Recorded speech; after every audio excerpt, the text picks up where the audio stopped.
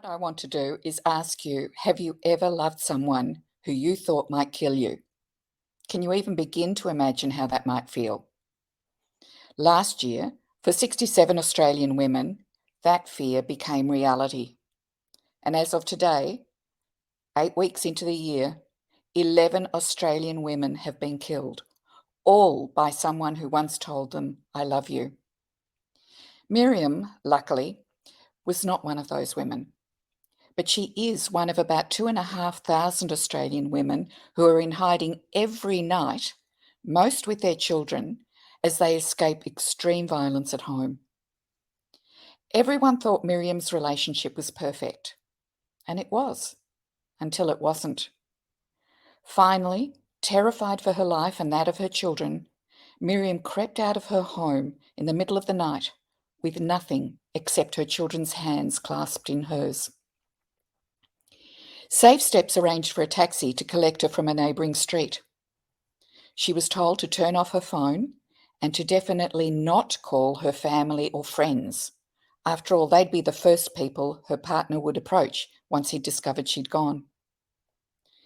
Miriam was also told not to use her credit card because perhaps it's been cancelled by her partner, but if it hasn't been, it would provide clues as to her whereabouts every time she wanted to use it.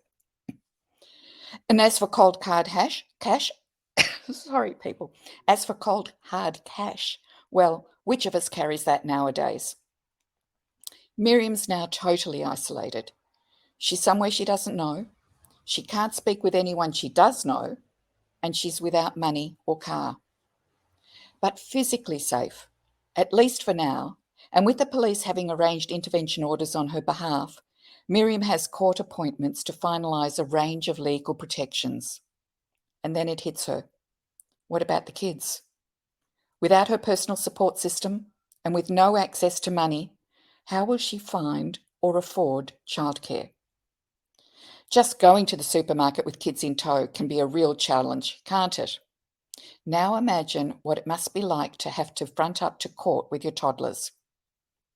Asked to be there at 9 or 9:30 in the morning, Miriam thinks she'll surely be there only for an hour or so. But she isn't there for just an hour or so. It's now mid-afternoon and her case still hasn't been called. And there's no childcare available. Let me say that again. There is no childcare available in courts, not even on family violence days. Miriam's kids are tired, they're hungry, cranky and bored, and they've been tugging at her all day, "Mummy, mummy, mummy," making it near on impossible for her to focus on the matters at hand. Worse still, the kids have to be re-traumatised, hearing in detail what they've already experienced, witnessed or heard. And their alleged perpetrator, someone the kids love despite being scared of, is right there. How on earth is this conscionable? Well, that situation can't be allowed to continue, not if Impact has anything to do with it. Our police friends and I visited Moorabbin Court to offer a free childcare service. We left with a room allocated for us to use on family violence days. But Impact has no paid staff whatsoever. And because this childcare task is way too important for well-meaning volunteers to undertake, we took our idea to a local refuge.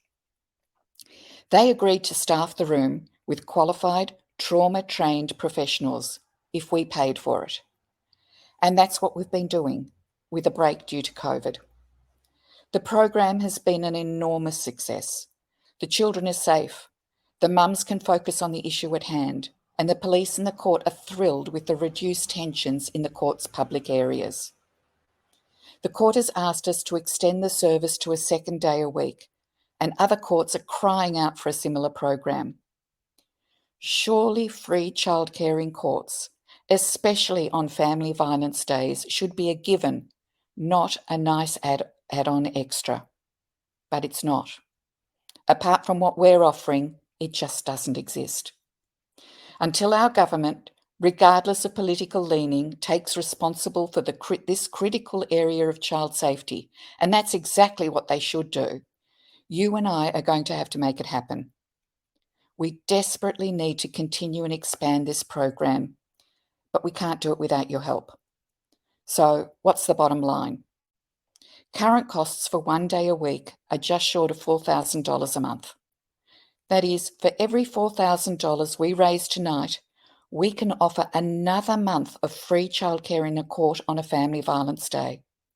That's a huge impact for a relatively small number of dollars. Albert Einstein said, "There are two ways to live your life. One is as though nothing is a miracle, and one is as though everything is a miracle." And I know that tonight, miracles will happen because of you.